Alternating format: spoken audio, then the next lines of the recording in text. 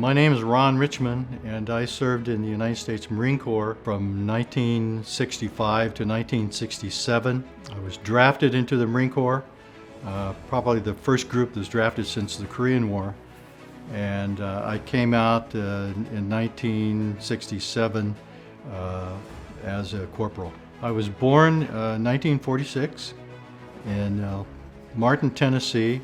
Actually, it was in Fulton, Kentucky, because our parents lived in Martin, Tennessee, but the closest hospital was across the border in Kentucky. So they went to Kentucky. My twin brother and I were born, came back to Martin, Tennessee. We had 5 kids at home. There was 4 boys and 1 girl, and I was the youngest of the group. My oldest brother served during right at the end of the Korean War. He was in the Army. And then my next brother served in the United States and in Germany. And then Kenneth, the next brother, he was chaplain in the Army, and he spent 2 tours in Vietnam. And my sister was also Sharon. She was in the Army, and then she got out of the Army and worked for the Red Cross. And then my twin brother, he was in the Marine Corps also. He served in Vietnam and was wounded. My sister had been talking to Lieutenant General Walt in Da Nang because she had officer's privilege working for the Red Cross. She was considered the same rank as major. So she had been talking to General Walt, and General Walt was one of 13 children. So he says, "You've got 3 brothers? I think that's fabulous. Tell you what, let me write orders out for them, and let's have a family reunion here in Da Nang." I got orders, and I went there, and we had a family reunion.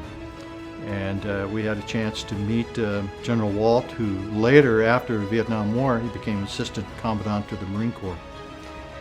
What a great guy.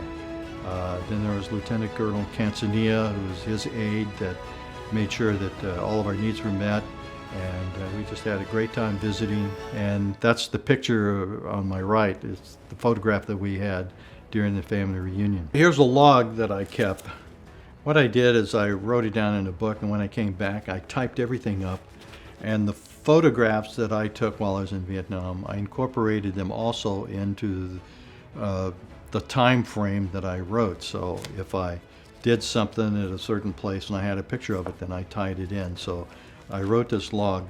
But at the end, I wrote several things about Vietnam influence and that it had on me. There's 5 things that I wrote down that influenced me that I thought I would use to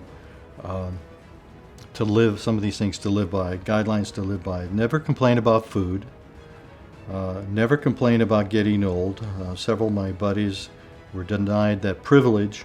God will never abandon you.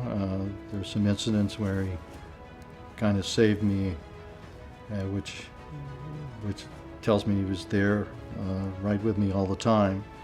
Never complain about how rough things are. Think about those that were living in makeshift cardboard shacks, and one man who lost his legs and was begging for food. Never complain about not seeing a doctor. Remember the mothers and the fathers holding their children in the air, weeping for a doctor. It's very important that we just don't complain about what we have. I kind of support the idea of what C.S. Lewis says. If you're not happy, do something for somebody else.